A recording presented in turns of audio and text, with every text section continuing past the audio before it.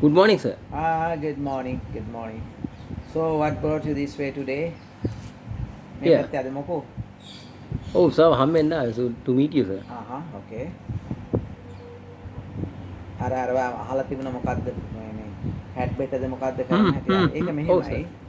දැන් අපි දැන් has එකෙත් have එකෙත් දැන් අපිට ගත්තාම මේ ක්‍රියාපද දෙක අතීතයේ හැඩ් එකනේ. හැඩ් එක තමයි ඔය කරන්නේ. එතකොට මේ හැඩ් එක භාවිතා කරනවා යම්කිසි කාරුණික අදහසක් යෝජනාවක් කරන්න කෙනෙකුට.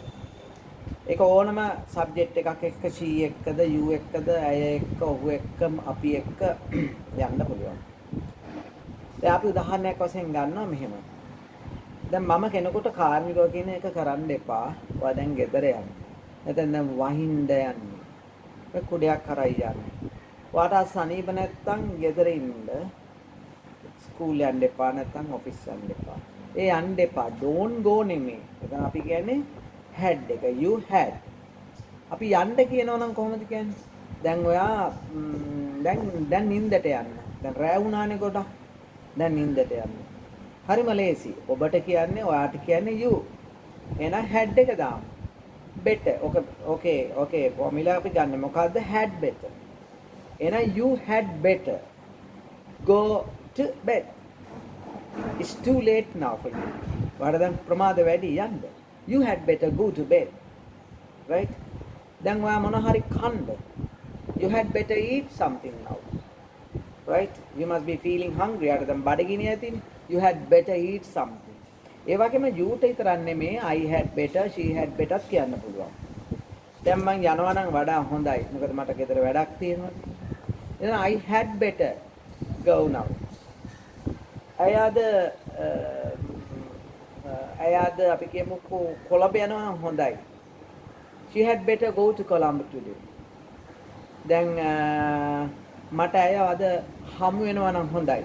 I had better meet her today. බලන්න එතකොට had better ඒ කාරුණික අවවාදයක් සහ මගේ අදහසක් තදින් කියන එක නෙමෙයි හොඳයි.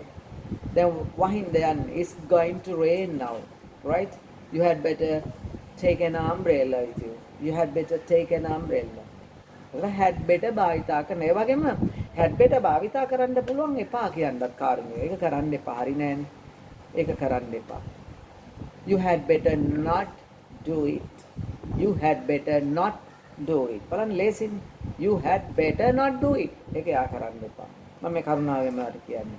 මම හොඳට දන්නවා ඒක පොළ ප්‍රශ්නයක් වෙනවා. You had better not do it. දැන් එයාට අද සනීප නැත්තම් ඉස්කෝලේ යන දරුවෙන් නම් she had better not go to school today. She had better not go to school today.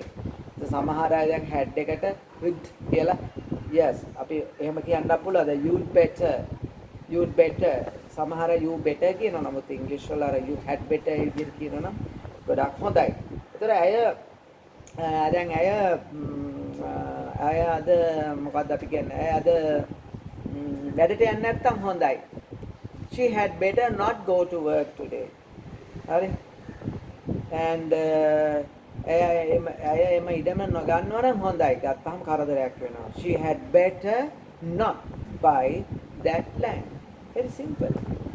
අන්න ඒ අදහස් දෙක මතක තියාගන්න. ඒ වගේම තවත් භාවිතා කරනවා මේ had better කියන එක දැන් ස්ථානය ප්‍රකාශ කරනකොට ඔයා උදේ 9ට කලින් එනවා නම් වඩා හොඳයි මං එතන ඉන්නවා. You had better එතන ඉන්නවා. ඉන්න කියන්නේ you had better be there. You had better be there before 9 o'clock in the morning tomorrow. You had better be there. Right? You had better be there. Right. You had better not be there. එතන ඉන්න එපා වෙලාවට. You had better not be on the road at night. ඔන්න ඔය විදිහට ඔක කියන්න පුළුවන්. තාම සරලයි. ඔක ඔය විදිහට let's do beyond these things of course. Right? Okay. All right. I thank you very much, sir. Have a nice day. Okay. You could understand. Thank you.